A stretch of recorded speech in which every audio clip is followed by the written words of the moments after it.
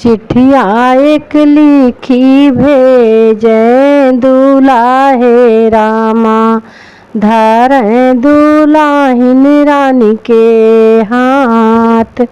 चिट्ठिया एक लिखी भेजे दुलाहे रामा, धरें दुलाहिन रानी के हाथ।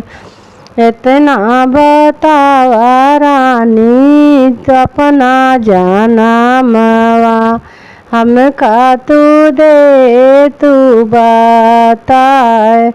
इतना बतावा रानी आपन जनमवा, हमका तू दे तू बताए।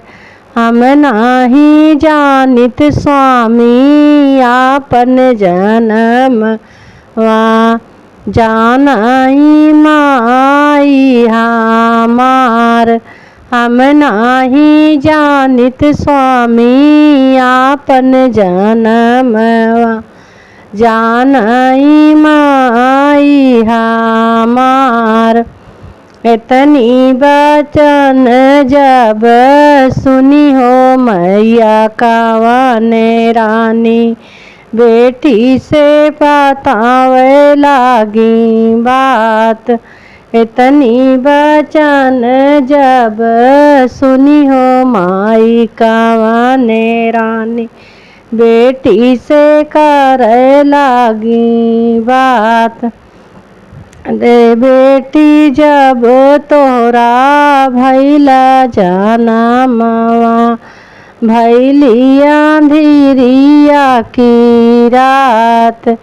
जब तोहरा बेटी जे भैला जनमवा, भैली अंधेरिया की रात। सासु ननद जिनी दियना ना बारें, मोरे स्वामी गए ऋषियाए। सास ननद घर दियना ना बारें, मोरे स्वामी गए ऋषियाए।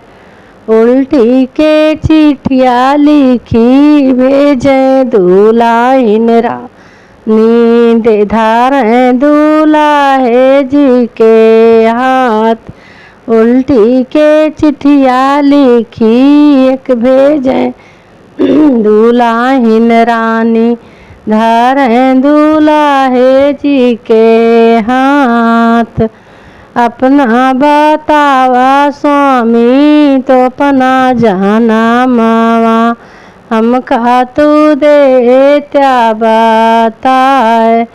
इतना बतावा स्वामी आपन जनमवा, देत्या तू हमका बताए। हम नाही जानित रानी अपना जनमवा, जानाई मैया हमार। हम नाही जानित रानी आपन जनमवा, जानाई मैया हमार। इतनी बचन जब सुनी हो मैया कावने रानी, बेटा से पूछे लागी बात। इतना बचन जब सुनी मैया कावने रानी, बेटा से करे लागी बात। जब तोरा बेटा हो भैला जनमवा, मोतियन कहली हो रात। जब बेटा तो हो भैला जनमवा, मोतियन के भैली हो रात। सास ननद मिली दियना बारें, मोरे स्वामी भी पान लागे जोड़।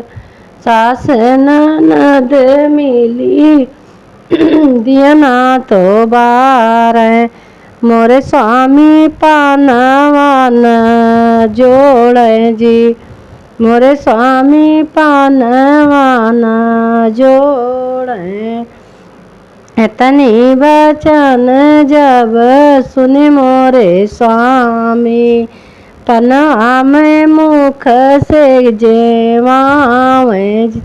इतनी वचन जब तोरा जन्म भय, मोरे स्वामी सब का पनवा जेवावे।